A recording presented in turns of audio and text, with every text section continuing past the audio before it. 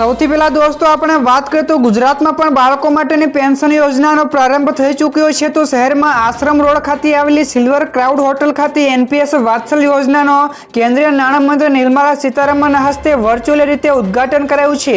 તો જ્યારે દિલ્હી ખાતે કેન્દ્રીય નાણામંત્રી નિર્મલા સીતારમણે સાથોસાથ નાણાં રાજ્યમંત્રી પંકજ ચૌધરીએ પણ લોન્ચ ઇવેન્ટમાં ભાગ લીધો હતો। તો સચિવ નાણાકીય સેવાઓ અને અધ્યક્ષ પીએફઆરડીએ પણ અન્ય માનનીય મહેમાનો પણ સાથે હાજર રહ્યા હતા। તો દોસ્તો બીજા સૌથી મોટા સમાચાર સામે આવ્યા છે। ભારતીય હવામાન વિભાગ એટલે કે આઈએમડી આજે આ રાજ્યો માટે કર્યું વરસાદનું એલર્ટ જારી। તો દેશના અનેક રાજ્યોમાં ભારે વરસાદના કારણે પૂર જેવી સ્થિતિ પ્રવર્તી રહી છે। તો ઘણી જગ્યાએ લેન્ડસ્લાઇડ પણ થઈ રહી છે, તો જેના કારણે અત્યાર સુધીમાં ઘણા બધા લોકોએ જીવ ગુમાવ્યા છે। તો હવામાન વિભાગે આજે મધ્યપ્રદેશ, છત્તીસગઢ, મહારાષ્ટ્ર, દિલ્હી એનસીઆર, યુપી, બિહાર, ઉત્તરાખંડ, હિમાચલ પ્રદેશ અને રાજસ્થાનમાં વરસાદનું એલર્ટ જારી કર્યું છે। તો આ તરફ ભારે વરસાદથી બિહારમાં કેટલીક જગ્યાએ સ્કૂલ પણ બંધ કરવાની ફરજ પડી હતી। તો દોસ્તો આગળ વધુ એક સૌથી મોટા સમાચાર મળ્યા છે। સીએમ ભૂપેન્દ્ર પટેલે કહ્યું કે ગુજરાતનું ગ્રોથ એન્જિન સુરત છે। જ્યાં દોસ્તો સીએમ ભૂપેન્દ્ર પટેલે ગઈકાલે ઇકોનોમિક ડેવલપમેન્ટ પ્લાનનું લોકાર્પણ કરતા સુરતમાં કહ્યું કે દેશનું ગ્રોથ એન્જિન ગુજરાત છે, જ્યારે ગુજરાતનું પણ ગ્રોથ એન્જિન સુરત છે। તો ગુજરાત હવે વિકાસનું મોડેલ ગણાય છે। તો નરેન્દ્ર મોદીએ ગુજરાતને કંઈક અલગ જ સ્તર ઉપર લઈ ગયા છે। તો ડુંગર, રણ અને દરિયો હોવાથી વિકાસ ઓછો હતો, પરંતુ હવે સ્થિતિ બદલાઈ ગઈ છે। તો ગુજરાત આગામી 25 વર્ષના રોડ મેપને લઈને ચાલી રહ્યું છે। તો દોસ્તો ફટાફટ આગળના બીજા સૌથી મોટા સમાચાર સામે આવ્યા છે। હરિયાણામાં ચૂંટણી અંગે ભાજપના વચનો સામે આવ્યા છે। તો એક પછી એકની વાત કરવામાં આવે તો 10 જેટલા ઔદ્યોગિક શહેરોનું નિર્માણ થશે। તો તમામ મહિલાઓને 2100 રૂપિયા આપવામાં આવશે। તો 24 જેટલા પાક ઉપર એમએસપી ઉપર ખરીદવામાં આવશે। તો 2 લાખ યુવાનોને સરકારી નોકરીને પણ ખાતરી આપી છે। તો 5 લાખ યુવાનો માટે રોજગારીની પણ તકો। તો હરિયાણવી અગ્નિવીરોને પણ સરકારી નોકરી મળશે। તો હર ઘર ગૃહિણી યોજના હેઠળ 500 રૂપિયામાં ગેસ સિલિન્ડર પણ મળશે।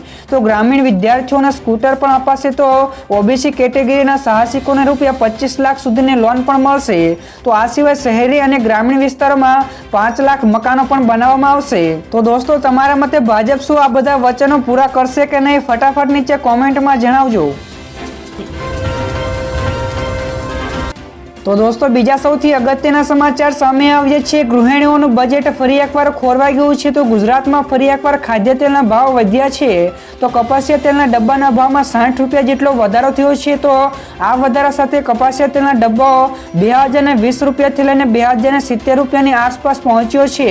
તો પામોલીન તેલના ડબ્બાનો ભાવ 1860 થી લઈને 1865 રૂપિયા થયો છે। તો નોંધનીય છે કે ભારે વરસાદના કારણે તેલીબિયાના પાકોને મોટું નુકસાન થયું છે। તો આ નુકસાનીના કારણે ભાવમાં વધારો થવાની જાણકારી પણ મળી છે।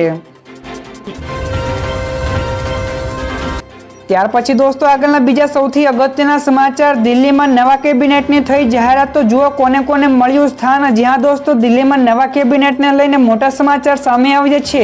તો નવા સીએમ આતિશીના કેબિનેટમાં 5 જેટલા ધારાસભ્યોને સ્થાન મળ્યું છે, જેમાં મુકેશ અહલાવત, ગોપાલ રાય, કૈલાશ ગેહલોત, ઇમરાન હુસૈન અને સૌરભ ભારદ્વાજનો સમાવેશ થાય છે। તો મુકેશ પહેલીવાર કેબિનેટમાં સામેલ થયા છે। તો આતિશી સરકારનો શપથ ગ્રહણ સમારોહ 21 સપ્ટેમ્બરે યોજાશે।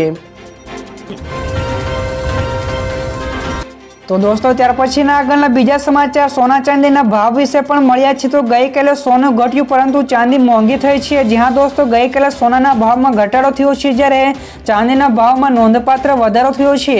તો 24 કેરેટ સોનું 55 રૂપિયા ઘટીને 73,202 રૂપિયા પ્રતિ 10 ગ્રામ ઉપર પહોંચી ગયું છે, જ્યારે 22 કેરેટનું સોનું 67,053 રૂપિયા પ્રતિ 10 ગ્રામ ઉપર છે।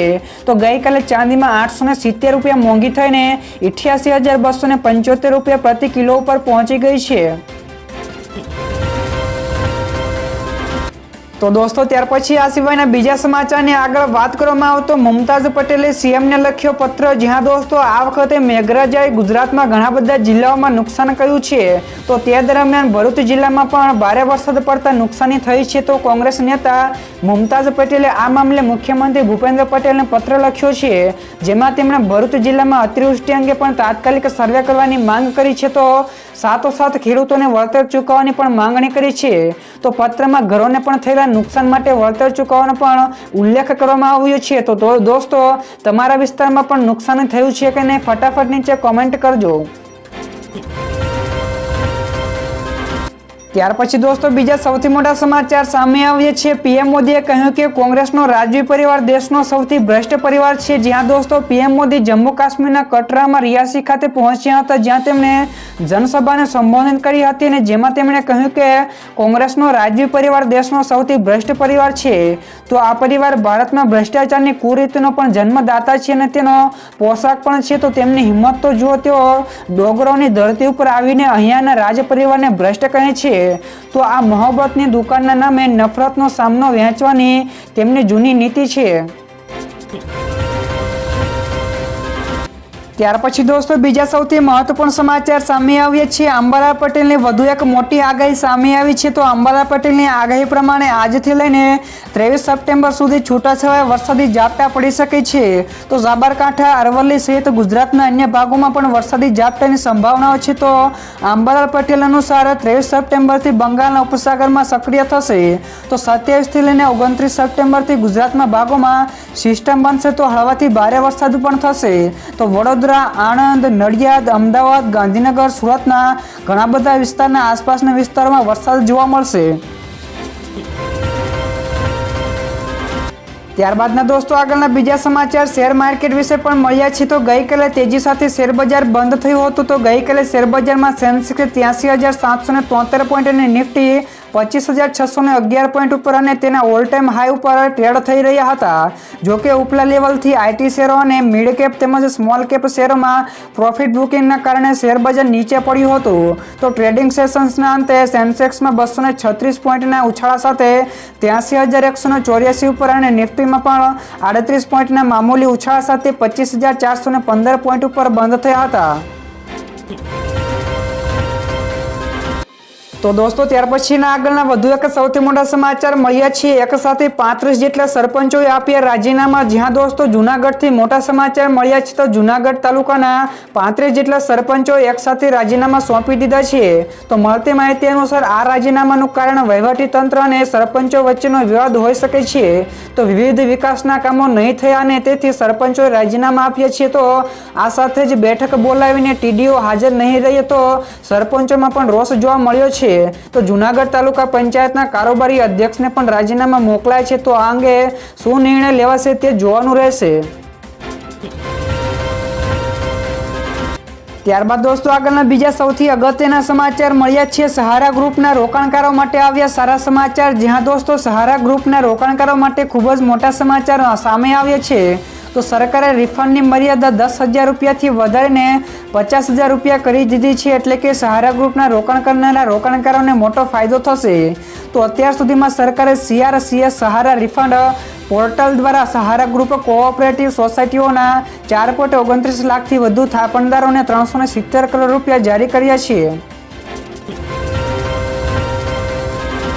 ત્યારબાદ દોસ્તો આગળના વધુ એક સૌથી મોટા સમાચાર સામે આવ્યા છે। રાજ્યમાં ડિગ્રી વગરના ડોક્ટરોનો રાફડો ફાટ્યો। જ્યાં દોસ્તો રાજ્યમાં ડિગ્રી વગરના ડોક્ટરોનો રાફડો ફાટ્યો હોવાની માહિતી મળી આવી છે।